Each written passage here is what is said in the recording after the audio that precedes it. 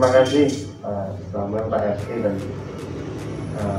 warga RW 2 serta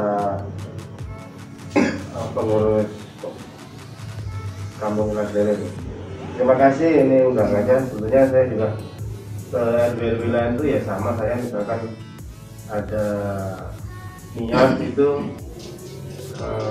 saya juga tunggu dari RW yang lain. Ini RW 2 udah siap ya, alhamdulillah.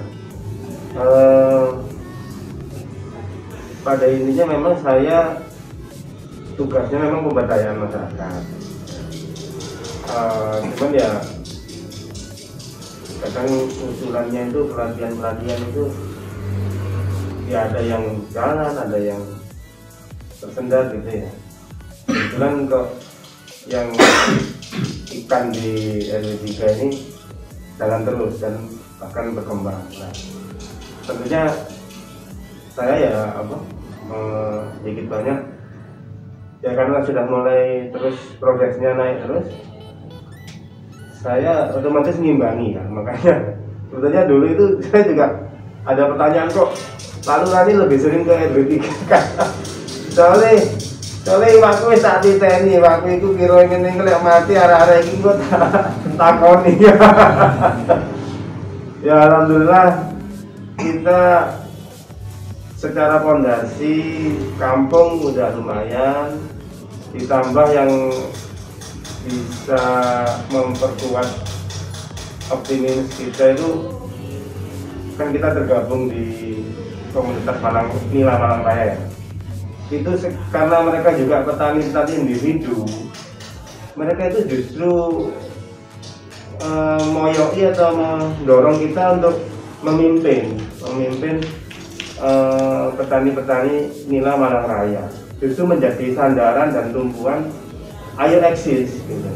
Karena mereka selama ini pergerakan individu-individu, yaitu progres yang sampai dengan hari ini. Jadi di intern ya alhamdulillah sudah ada fondasinya kuat, baik dari segmen pembibitan, pembesaran, penjualan, pakan pun juga ada yang ngurus sendiri, insya Allah ada. Saya juga orang luar tuh juga beli pakan ke kita loh, padahal yang jual pakan ya banyak, cuman karena sudah terlanjur menjadi tumpuan ya akhirnya dibebankan ongkir ya belum aja. Itu sekilas pengamatan ke depan. Intinya saya siap menyambut niat baik pemberdayaan di wilayah. Kalau masalah dana ya memang saya jawab gampang, betul. Pak Samuel nggak bohong, di grup memang saya jawab gampang itu soalnya loh, saya dulu memulai cuman modal berapa ikan, saya kira gede kayak gini ya. Maksudku di rasa optimis itu yang saya ini. Kalau dari anggaran bisa nanti usulkan pelatihan di kelurahan bisa, ke kota bisa. Terus untuk masalah sarpras saya sudah menyiapkan satu kolam saya untuk nanti dipinjamkan di sini, langsung dimulai aja. Nanti saya yakin kok nanti nanti berapa minggu, 1 minggu, 2 minggu ke depan tuh ada yang awalnya lihat dia, nanti aku tak nggak kolam dewi soalnya sudah terjadi. Itu selanjutnya saya mohon bantuan dari Kampung Nila untuk menambahkan ini saudara-saudara kita di RW 0 juga. Monggo berapa dulu nanti ditambahin monggo. Assalamualaikum warahmatullahi wabarakatuh. Waalaikumsalam. Teman hangat sudah diundang ke RW 2 ini. Kita sebagai mungkin yang sudah mengawali belajar ikan khususnya di Malang Selatan, pertama sih di konteksnya ikan nilang. Kalau lele, nah kerajaan ini sudah banyak yang ahlinya. Saya cuma flashback ke belakang aja, kenapa kok di awal kita memilih ikan nila, karena informasi yang awal, karena kita pun juga awal sekali soal ikan ya, informasi yang kita dapat ikan nila itu nggak mudah mati, cepat berkembang biak. Itu yang kita tangkap dari awal. Terus ya karena kita memang awam sebagai petani ikan ya, pilihan itu sangat cocok bagi kita yang sebagai pemula yang sama sekali tidak ada basic sebagai petani ikan, karena kita memilih ya sekolah sih nggak akan mati akan mana kan, ya itulah yang kita ambil waktu itu. Kenapa kok harus nila? Istilahnya berkembang, nah kita akhirnya dari keledai itu kita tidak mencari kelemahan nila, tapi selain itu apa kelebihan nila di situ yang kita cari bukan kelemahannya dulu, tapi kelebihan nila itu apa. Ternyata kita sering sharing, kita buka di Google, ternyata kebutuhan nila di Jawa Timur ini sangat besar, yang bisa dicukupi cuma 40%, yang 60% itu ngambil dari Jawa Tengah. Nah itulah kenapa kita akhirnya serius untuk mengerjakan ini ke sektor bisnis. Untuk mencukupi 60 itu dengan lahan kita yang mungkin sangat terbatas, kita mau bikin kolam atau bikin tambak itu kita nggak punya lahan yang luas. Makanya Mas Dwi belajar lagi mencari sistem apa yang cocok di wilayah kita. Akhirnya kita memilih Biovlog. Ya, mungkin itu gambaran kenapa kita memilih nila. Ya mungkin ada tambahan satu lagi, mungkin Kodaris. Kodaris. Assalamualaikum warahmatullahi wabarakatuh. Waalaikumsalam. Ini kalau ke ini langsung ya, kalau ke arah Kodaris itu memang kan membutuhkan beberapa titik kolam kan untuk menunjang Kodaris. Jadi kampung tematik itu syaratnya harus ada beberapa titik kolam kalau untuk nilai ya, tapi kalau untuk wisata visual kan harus ada beberapa titik spot foto.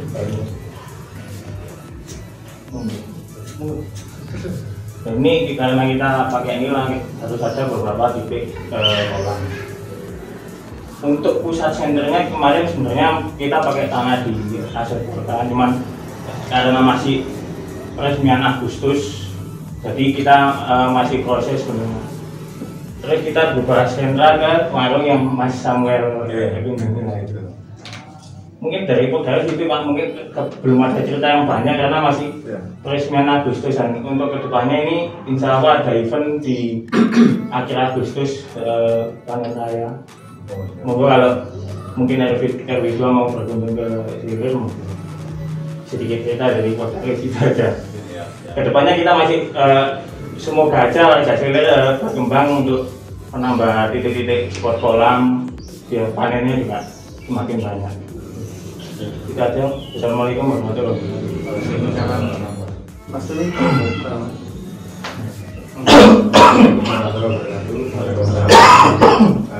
Mungkin saya akan menambahkan sedikit terkait apa yang sudah dijelaskan Mas Agung sama Mas Adi. Jadi Mas Agung ini di lingkarnya sendiri lebih ke ketuanya Pokdakan kan.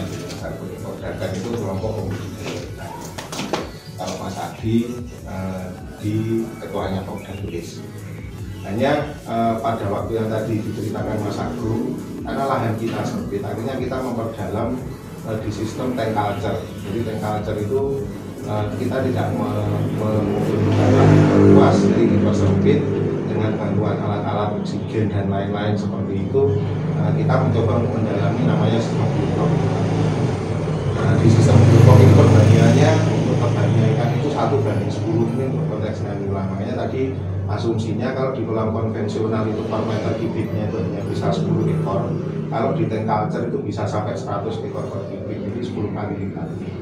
Makanya dengan asumsi seperti itu kita tidak butuh lahan luas, sempit aja kita sudah bisa kan gitu. Setelah kita lakukan juga ternyata hasilnya ikan pun panennya itu benar-benar beda dengan hasil konvensional, seperti padat, terus dagingnya juga enak, katanya nggak ada unsur baru tanah. Nah, di cerita seperti itu kita akhirnya mengembangkan dari sisi bisnisnya. Jadi kalau kita pelajari untuk periode dalam 1 tahun, kalau gurami kan mungkin 1 tahunnya itu kan 1 kali periode. Kalau lele 1 tahunnya bisa 4 periode. Kalau nila asal kita prosesnya benar itu insya Allah kalau ngejar 3 periode masih bisa, tapi sak besen-besennya setahun pasti 2 kali lagi. Nah, memang saat ini kita sudah ada di titik di mana kita sudah ke tahap pengembangan untuk memperbanyak resource. Jadi justru memperbanyak resource itu sumber dayanya, petani nila itu harus banyak. Karena apa, kejadian realnya kita saat ini justru malah kalau kita jual ecer, kita permintaan itu lebih banyak daripada panennya. Ya, saya tambahkan lagi, jadi untuk Pok Darwis itu memang karena memang kemarin kita mengawali di Lelir, Mas. Ketika sudah ada beberapa titik, saya langsung nyantornya ke Pok Darwis karena Pak Wali Kota itu sebetulnya tahun lalu ya, kalau nggak ada COVID itu tahun ini tuh sudah ada anggaran yang untuk satu kelurahan minimal 1 Pok Darwis. Kalau yang sudah ada silakan pengembangan atau tambah, yang belum ada wajib ada ya wis anggaran itu. Tapi perencanaan itu sebelum COVID. Sekarang ada COVID ternyata nggak dibahas lagi. Tapi alhamdulillah saya sendiri beban saya udah mulai berkurang karena saya udah pegang 1 Pok Darwis. Memang Pok Darwis itu skalanya idealnya memang RW, tapi kalau kita kembali lagi ke zaman dulu ya, seperti disampaikan Bu Kepala Dinas Pariwisata, dulu Gubernur Basuki Sudirman itu pernah mencanangkan one village one product, satu desa satu produk. Nah, sebetulnya kalau ya ini bukan saya ya, sebetulnya dengan posisi sekarang Kampung Nila yang di Selir ini sebagai tumpuannya petani-petani nila Malang Raya itu, yaitu tadi kita itu justru sekarang mau nyari resource-nya itu loh, nambah, karena seperti kemarin permintaan 15 kilo untungnya digolek-golek di sasar-sasar di kolam ada. Permintaan di luar besar. Kita pengen jadi pemain nila di Malang. Kita itu pemain baru, tapi karena kita sudah dinilai berkelompok dalam satu kampung itu, orang lain tuh melihat, wah ini wis pondasinya wis kuat, aku manut awakmu ya, awakmu sing dadi pemimpin. Itu yang saya juga saya juga apa ya, agak merinding juga loh. Justru orang-orang yang sudah 10 tahun, 5 tahun main ikan itu kok justru menaruh harapan di Kampung Nila ini sebagai yang terdepan memimpin mereka untuk bermain di kotanya sendiri. Jadi ini dari pembicaraan tadi kan bisa disimpulkan lebih bagusnya kita satu item nilai. Kalau saya simpulkan dari pembicaraan ini, karena kan dari awal kita kan mau boomingkan nilainya kan. Halo. Nah ini kita alternatif yang terbaik lah, kita biar alternatif yang terbaik. Nah kita kan sebenarnya pengen gurame tapi juga fleksibel ke nila pun juga bisa kita tanam juga, nggak harus idealis ke gurame. Menurut kita yang paling baik itu sebenarnya apa dengan menyikapi kondisi yang saat ini terjadi.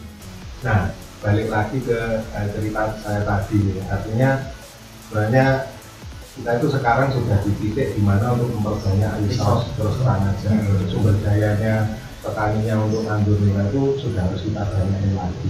Teman-teman pemuda gimana? Kita sebenarnya dari pembicaraan tadi yaitu kesimpulannya lebih bagus kita itu ke nila. Gimana? Setuju ada ini? Setuju. Soalnya gurame AWN. Iya. Maksudnya kalau nilai cuma mau kesulitan AWN status. Saya juga hati-hati mau membawa ini ke RW lain, cuman saya juga itu loh, takut dikira menggiring, karena memang ini ya ada bisnisnya, ada pemberdayaannya, ada ketahanan pangannya, tapi ketika ada gayung bersambut beneran ayo kita kuati. Kalau penjualan itu untuk kebutuhan di Kota Malang ya, Malang Raya itu tinggi. Kemarin nyambung ke rumah makan ya sudah ya. Sudah Pak, ke warung Sri. Itu pun kita maksudnya dalam arti ya maju mundur dalam arti apa ya? karena memang stoknya masih sedikit, tandon tadi masih sedikit. Kalau misalkan jaringan tadi udah banyak, kita suplai hotel, restoran itu, rumah sakit ya, rumah sakit tinggi. Kebutuhan di Kota Malang kok emane kok sing nyuplai orang luar. Itu yang